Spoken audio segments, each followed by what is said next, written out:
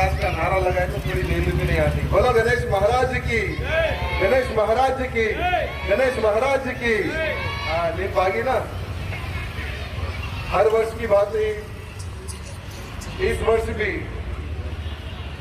लोध क्षेत्रीय सदर पंचायत के तत्वाधान में धुलपेट गणेश विसर्जन समारोह बहुत ही धूमधाम से हर वर्ष चल रहा है और सदर पंचायत के तत्वाधान में एक समिति का गठन होता है और संयोजक उप संयोजकों का गठन होता है। ये कई वर्षों से रीत चली आ रही है और आज इस समारोह के संयोजक रविंदर सिंह जी, भगत सिंह जी, शिव कुमार सिंह जी, विक्रम सिंह जी, भरत सिंह जी एवं जितने भी इस कार्य में, इस पंडाल लगाने के कार्य में जितने भी भाई बंधुओं ने सहयोग दिया है उनको हृदय से धन्यवाद। साथ ही साथ इस मंच पर लोध क्षेत्रीय सदर पंचायत के अध्यक्ष श्रीमान महेश सिंह जी, राजेश सिंह जी, राम सिंह जी, भागीरथ भाई जी, वीरेंद्र सिंह जी, रमेश भाई, रुपेश सिंह जी, दिनेश सिंह जी, निर्वेश सिंह जी, जितने भी सदर पंचायत के अधिकारीगण इस मंच पर उपस्थित है उनको भी हृदय से धन्यवाद प्रकट करता हूं। मैं आज इस मंच के माध्यम से उन पुरानी चीजों को याद दिलाना चाहूंगा जो आज की युवा पीढ़ी भूलते जा रहे हैं। आज के अगर हम नौजवान को गणेश उत्सव के बारे में अगर पूछेंगे, गणेश उत्सव प्रारंभ क्यों हुआ अगर पूछेंगे तो एक भी नौजवान उत्सव के बारे में नहीं बता सकेगा, क्योंकि बहुत सारे कम लोग बचे हुए हैं जो इतिहास को मंच के माध्यम से बोलने की क्षमता रखते हैं। आज ये गणपति उत्सव ये आजकल का नहीं, 1893 से महाराष्ट्र में लोकमान्य तिलक जी, बाल गंगाधर तिलक जी ने प्रारंभ किया था। उनका एक ही एक उद्देश्य था कि मेरा भारत देश आजाद हो। वो समय पर अंग्रेजों का राज था भारत में और अंग्रेजी हुकूमत ऐसी हुकूमत थी, अगर 4 लोग भी इकट्ठा होकर बात करते थे उन 4 लोगों को अरेस्ट करके जेलों में डाल दिया जाता था। तो बाल गंगाधर तिलक एक स्वतंत्र सेनानी, एक सच्चे देशभक्त, उन्होंने सोचा कि हमें भारत देश को आजाद कराने के लिए हमें एक आंदोलन की जरूरत है, क्रांतिकारियों की जरूरत है और एक अवेयरनेस की जरूरत है। तो बाल गंगाधर तिलक जी ने गणेश उत्सव से बेहतर कोई मौका नहीं मिलेगा, ये सोचकर गणेश महाराजाओं की प्रतिमाएं स्थापित करना स्टार्ट की। महाराष्ट्र से प्रारंभ हुआ। वैसे तो हमारे इस धुलपेट में भी कई वर्षों से गणेश भगवान की प्रतिमाएं बनती थी और स्थापित होती थी, लेकिन शोभा यात्रा नहीं निकलती थी, बहुत जुल्म होता था। बाल गंगाधर तिलक जी ने शोभा यात्रा निकालने के बाद में पूरे भारत में जोर शोर से शोभा यात्रा निकलने लगी और उसी जुलूस के माध्यम से गणेश पंडालों के पास जाकर आजादी की एक चिंगारी बाल गंगाधर तिलक जी ने जलाई थी। और आज हमारा भारत देश आजाद हुआ तो कई क्रांतिकारियों के बलिदान के बाद में हमारे भारत देश को आजादी मिली। उसी प्रकार से आज हम उन महान वीरों को नहीं भूल सकते हैं जिनके प्राणों के बलिदान के बाद में हमें आजादी मिली। साथ ही साथ मैं उस पल को भी याद दिलाना चाहूंगा कि धुलपेट क्षेत्र ये वो क्षेत्र है जब अंग्रेजों से हम नहीं डरे, मुगलों से हम नहीं डरे और ना ही निजाम से हम लोग डरे। ये वो धुलपेट क्षेत्र है। मैं आज की युवा पीढ़ी को उन पुराने पन्नों के कुछ पेपरों के बारे में बताऊंगा जो हमारे पूर्वजों ने हमारी युवा पीढ़ी के लिए कुछ लिखकर है। मैं युवा पीढ़ी को यह बताना चाहूंगा कि एक समय पहले धुलपेट में ऐसे वीरों का निर्माण होता था, किसी की मैकलान में दम नहीं रहती थी जो धुलपेट के प्रति आम उठाकर देखे। धुलपेट के नौजवान उतने बलशाली थे। मीर उस्मान अली खान निजाम, सातवां निजाम, और बहादुर यार जंग उसका सहयोगी, इन्होंने मिलकर एक सरकारी संस्था का निर्माण किया और वह संस्था ये करती थी कि जो कमजोर वर्ग के जो हिंदू थे उनको कन्वर्शन का काम करते थे। हजारों की संख्या में, लाखों की संख्या में उन्होंने कन्वर्शन का काम किया।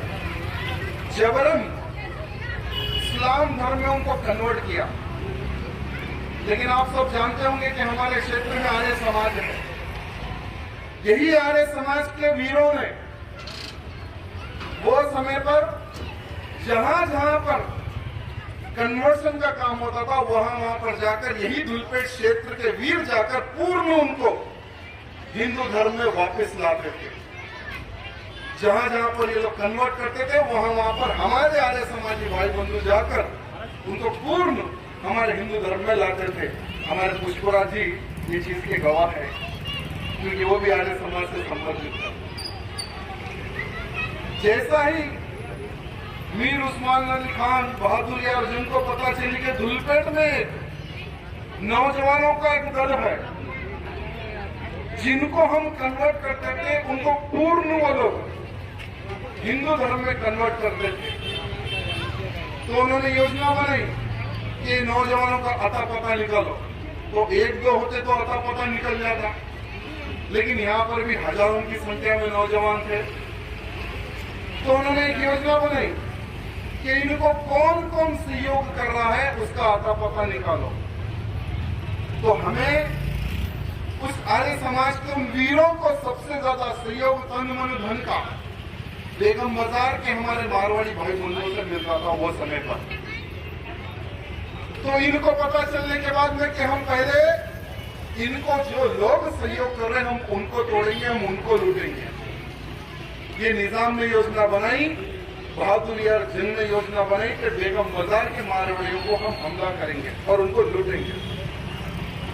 तो मारवाड़ी भाई बंधुओं को पता चली तो वो लोग आकर हमारे धुलपेट के जो योद्धा है धर्म की रक्षा के लिए, जो योद्धा है मानव समाज के लिए जो खड़े हुए थे, उनको बताने के बाद में यहाँ के धुलपेट क्षेत्र के नौजवानों का ये आश्वासन बेगम बाजार के मारवाड़ी भाई बंधुओं का था कि हमारी गर्दनें कटवा देंगे लेकिन तुम्हारे ऊपर कोई आंच आने नहीं देंगे। ये आश्वासन हमारे धुलपेट के वीर नौजवानों ने, आर्य समाजियों ने दिया था। ये भी बात उन गद्दारों को पता चली कि पूरे के पूरे बेगम बाजार को आर्य समाजी के नौजवानों ने घेर लिया, हथियारबंद एक सेना का निर्माण इन्होंने कर दिया। तो क्या करें, सोच में पड़ गए। तो उन गद्दारों ने सोचा कि पहले हम इन आर्य समाजों पे हमला करेंगे। आप विश्वास नहीं करेंगे, ये इतिहासकर्ताओं ने लिख कर गया कि 60,000 की सेना लेकर पूरे के पूरे ऊपर धुलपेट को घेर लिया गया था। घेरना तो ठीक है, लेकिन उन निजामियों में वो मीर उस्मान अली खान हो या बहादुर यार जंग हो, उनकी सेना धुलपेट की एक गली में भी नहीं घुस सके, क्योंकि धुलपेट के नौजवान तो नौजवान, यहाँ की माताएं बहना भी हथियार लेकर उनसे सामना करी। ये हमारे धुलपेट क्षेत्र का इतिहास है। आज भी हमारे बुजुर्ग बताते होंगे कि हमारे लोग कैसा कैसा युद्ध लड़े। ना हम मीर उस्मान अली खान से हम लोग डरे और ना ही ये रजाकार सेना से हम लोग डरे। जो भी हमारे क्षेत्र में हमारे धर्म पर, हमारे देश पर आंख उठाता था उसको हम मुंह तोड़ जवाब देते थे। ये क्षेत्र उतना शक्तिशाली क्षेत्र है और यहाँ के नौजवान उतने शक्तिशाली है। मैं आज के नौजवानों को यह संदेश देना चाहूंगा कि अगर हम इतिहास को भूल जाएंगे तो लोग हमें भूल जाएंगे और हमारे क्षेत्र को लोग भूल जाएंगे। तो इसलिए मैं नौजवानों को कहना चाहूंगा कि ये जो हमारा धुलपेट का जो जुलूस है, ये ऐतिहासिक जुलूस है। और पूरे तेलंगाना में जब आंध्र प्रदेश था तो सबसे पहले जुलूस की प्रारंभ स्टार्ट यही धुलपेट से हुआ। लेकिन आज 12 बज चुके हैं और सिर्फ 3 गणेश महाराज के दर्शन हुए। और अभी मैंने इंस्पेक्टर से पूछा कि कितने गणेश निकलने वाले हैं, तो पूरे मंगलाट पुलिस स्टेशन से सिर्फ 90 गणेशों का उन्होंने हिसाब दिया, जिसमें समाज के भाई बंधुओं के गणेश 30 से 35 गणेश। यानी हम लोग कहाँ थे और कहाँ आ गए। यानी आज का नौजवान भक्ति भावना, मेरी समाज का मान, हमें हमारे छोटे जुलूस को बचाना है। हमारे पूर्वजों ने जो धरोहर हमें देकर जो गए हैं, उसे हमें बचाना है। ये आज का नौजवान उसको भूलता जा रहा है। भाई हमें गणेश बिठाना है, डीजे लगाना है, बस नाचना है। इस प्रकार की सोच आज का नौजवान रख रहा है। तो मैं नौजवान को कहना चाहूंगा कि आज हमारी सोच पर परिवर्तन लाने की जरूरत है। जैसे परमेश्वर जी ने बहुत अच्छी बात कही कि परिवर्तन, दान दहेज खर्चे में, हर चीज में परिवर्तन लाने की आवश्यकता है। ये बहुत जरूरी है। अगर हम हर चीज में अगर परिवर्तन लाएंगे तो हमारी समाज बहुत आगे बढ़ेगी। ये हमारे पूर्वज कहते थे। और आज इतना विशाल जो यहाँ पंडाल लगा हुआ है, ये आजकल का पंडाल नहीं, ये कई वर्षों से पंडाल यहाँ पर लगता है। और बहुत सारे अतिथिगण इस मंच पर आते थे। हम लोग वो समय पर देखते थे हमारे बचपन में, जब हम रानी एवं शिवाई जो नगर है, वहाँ से जब हम लोग बचपन में गणेश लेकर निकलते थे, तो ये स्थान तक आने पर 3 या 4 रात के बज जाते थे, यानी सवेरे के सवेरे उतने पंडाल निकलते थे। आज सिर्फ नाम मात्र के रह गए। तो इसलिए नौजवानों से कहना चाहूंगा, और खास करके सदर पंचायत के अधिकारीगणों से कहना चाहूंगा कि आने वाले समय में एक बहुत बड़े परिवर्तन की आवश्यकता है समाज में। इतिहास को बचाना है और जिनके कर्तव्यों द्वारा आज धुलपेट की आन शान बात बची हुई है, उनके बारे में हमें पुस्तकों के माध्यम से हो या पॉम्पलेट के माध्यम से हो, हमें हर वो नौजवान को बताने की आवश्यकता है। अगर हम देखेंगे, कई ऐसे स्वतंत्र सेनानी हमारे धुलपेट में पैदा हुए जिन्होंने अंग्रेजों से युद्ध किया। कई ऐसे स्वतंत्र सेनानी हैं जिन्होंने रजाकार की सेना से युद्ध किया, जेल तक उम्र कैद तक हुई। कईयों हमारे भाई बंधुओं को ले जाकर मार दिया गया, लेकिन उनके लाशों का भी पता नहीं चला। ऐसे वीर योद्धाओं का निर्माण हमारे दूसरे क्षेत्र में हुआ। मैं सदर पंचायत के इस मंच के माध्यम से और सभी माताओं बहनों को बस यही कहना चाहूंगा कि हमारे संस्कृति बचे, हमारे नौजवान आगे बढ़े और हर चीज में ध्यान हो, दहेज हो, सब चीज हो, अगर हम लोग कंट्रोलिंग में आगे जाएंगे तो सबके लिए अच्छा होगा। बोलो गणेश महाराज की, गणेश महाराज की जय सिया राम।